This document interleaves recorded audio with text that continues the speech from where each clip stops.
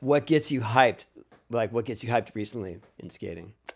Man, just the simple, still the simple shit. Just watching a new part. Newports, yeah. Yeah, new part. Yeah. New parts. Right, playing this to this day. Still is the. I'm calling my man Phil. That's my man who filmed for me. I'm calling Phil like, oh, they skated that. They skated that spot. You saw that one? And I'm like, especially when I see somebody skate a spot that I came up to and didn't and felt like, okay, yeah, this is this, because a lot of spots we go to, I'm with my team, I'm with the team, so we come to a lot of spots. That doesn't mean we're not gonna hit, because they can skate it. And just because I can't get a good trick on it doesn't mean we're not gonna skate it. But it'd be a trick, while the whole time they session, I'm telling myself, I bet you if you try, go for this one time, you probably get close to it. You probably be, and didn't do it. It was just straight sesh doing something else the whole time. See us and then see a part, and and see someone do it, and like, oh my God, I told you could have got that, and we got to go back. Have you done that? Yeah. Yeah, and gone back to the spot. Yeah, there's a ledge out here from somebody's video part. Yeah, especially when Man, I was watching the Warble World. They just dropped one probably a week or two weeks ago. And they have like 2 or 3 females on their team. And man, it was one of the females hit the spot. And I was like, nah, I gotta go back. Come on, man. We gotta go back. I gotta go back. Yeah. Their stuff's really creative. It's very creative. Really good, I right? mean, they do they might stop and do a whole choreography Yeah, dance. yeah, that's funny. You've seen their stuff, but probably didn't even know it. Who? The Warble crew. No. Yeah. I don't know them. Yeah, I mean, like I'm I said, out. you've seen their stuff, you probably don't know it. Oh, okay. Yeah. What, Man Ramp? Man Ramp. You seen Man Ramp? Dude dresses up like the construction worker. Oh, yeah. Oh, there. okay. Yeah, I'm back. Good to be here. He came to my ramp. Huh? He came to my, I don't know if you saw it. He came to my ramp. Yeah. And did a bunch of stuff on the ramp. No, I didn't see that. It was sick. Nah. Was it in their part? It was a Thrasher thing. Okay, A few years ago, but he set it up he set up a piece of wood as a wall ride, like up on the vert, and then I went up on it, and then he carried me across the channel. Dude, that was one of the scariest re-entries I've ever had. He's wow. Yeah, because I had to trust him to keep that thing over the coping. Yeah. And it took me a while to really like get in there, but I did it.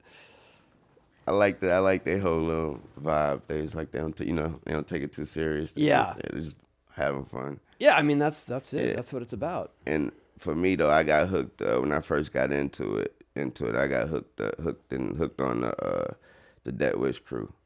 Oh yeah, the yeah. Baker Boys. Yep. I was hooked, and so I remember my first time I got to go out there and skate with Beagle, and so he took me behind you guys only. When I say you guys, LA, y'all only ones have this place. I think we don't have this in New Orleans. I think it's something called Fat Burger. Yeah. Yeah. He took me behind. There was a little grass gap. And from the back of and so he was shooting you. Yeah. And his motivation. Yeah. You can just skate straight, and if you don't fall, he's Beagle goes, yeah. So the motivation for him, I don't need that. I am already a go getter. We not good. Like he'll make me jump off a bridge, basically. But I landed it. And ever since that, they've been calling it the Wheezy Fat Burger Gap. And so shout out to Beagle, man. He's awesome, man. But that whole squad, I mean, before I even met anybody from there, I had tattoos. I had Baker tattoos, Piss Drunk tattoos, all that. Shake John, I think I got it on my face somewhere. I got Shake John on my face somewhere. You think you got it on your face? Yeah, I think it's on my face somewhere. Shake John. He's way ahead of you. He's just way ahead of me. Yeah.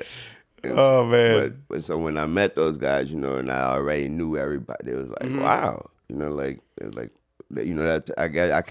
never asked them how they fit, but I guess that was a good feeling for them. I guess they was cool with shit, you know us?